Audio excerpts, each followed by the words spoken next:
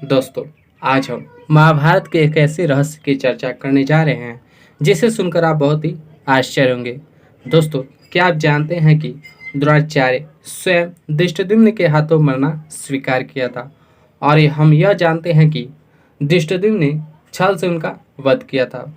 अगर आप नहीं जानते हैं बात तो इस वीडियो को अवश्य देखें। महाभारत में पृषद नाम के एक राजा थे और उनकी मृत्यु भरद्वाज नाम के एक मुनि से हो गई थी। भरद्वाज मुनि आश्रम चलाते थे और अस्त्र शस्त्र की शिक्षा प्रदान करते थे। दोस्तों, भरद्वाज मुनि के एक पुत्र भी थे जिनका नाम द्रोणाचार्य है। महाराज पृषद के भी एक पुत्र थे जिनका नाम द्रुपद है। द्रुपद और द्रोणाचार्य मुनि भरद्वाज के आश्रम में रहकर शिक्षा प्राप्त कर रहे थे। साथ में रहने के कारण द्रुपद और द्रोणाचार्य में गहरी मित्रता हो गई। दोस्तों, एक दिन द्रुपद मित्र भावना में द्रोणाचार्य से कहने लगे कि जब मैं राजा बनूंगा तो तुम मेरे साथ रहना।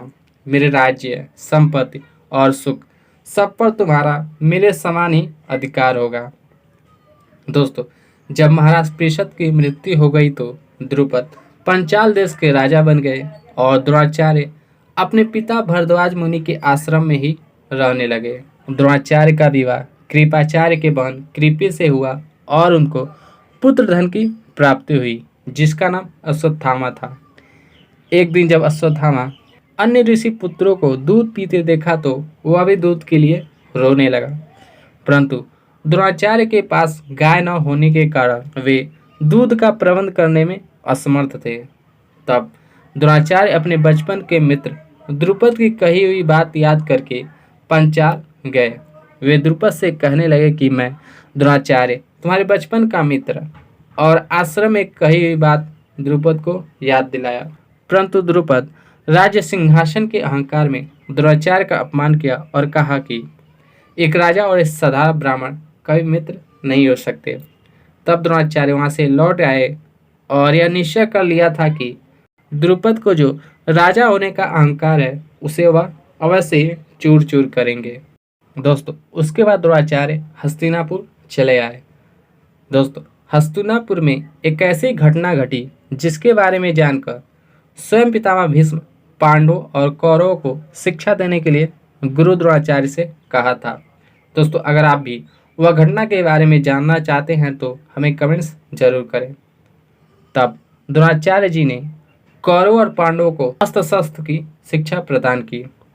गुरुकुल की शिक्षा पूर्ण हो जाने के बाद जब कौरव और पांडवों ने गुरु दक्षिणा की बात की तो गुरु द्रोणाचार्य ने कहा कि मुझे गुरु दक्षिणा के रूप में पांचाल देश के राजा द्रुपद को बंदी बना के दो।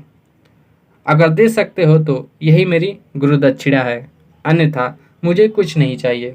तब सबसे पहले कौरव द्रुपद को बंदी बनाने के लिए पांचाल गए, परंतु स्वयं द्रुपद के बंदी बन गए। उसके बाद पांचों पांडव पांचाल गए और द्रुपद को बंदी बनाकर द्रोणाचार्य को सौंप दिया। तब द्रोणाचार्य जी ने द्रुपद से उनका आधा राज्य ले लिया और आधा राज्य द्रुपद को सौंप दिया। इस अपमान का बदला लेने के लिए द्रुपद ने एक यज्ञ कराया और कहा कि यज्ञ से जो पुत्र उत्पन्न हो वही द्रोणाचार्य का वध करे। दोस्तों, उस यज्ञ से धृष्टद्युम्न हुआ। जब द्रोणाचार्य को यह बात पता चली तो वे स्वयं द्रुपद के पास गए और बोले, अगर धृष्टद्युम्न का जन्म मेरा वध करने के लिए हुआ है तो मैं स्वयं उसके हाथों मरना स्वीकार करता हूँ और उसे अस्त्र शस्त्र की शिक्षा मैं स्वयं दूंगा। दोस्तों, इस तरह से द्रोणाचार्य यह जानते हुए भी कि धृष्टद्युम्न का जन्म उनका वध करने के लिए हुआ है, फिर भी वे स्वयं धृष्टद्युम्न को शिक्षा दिया था।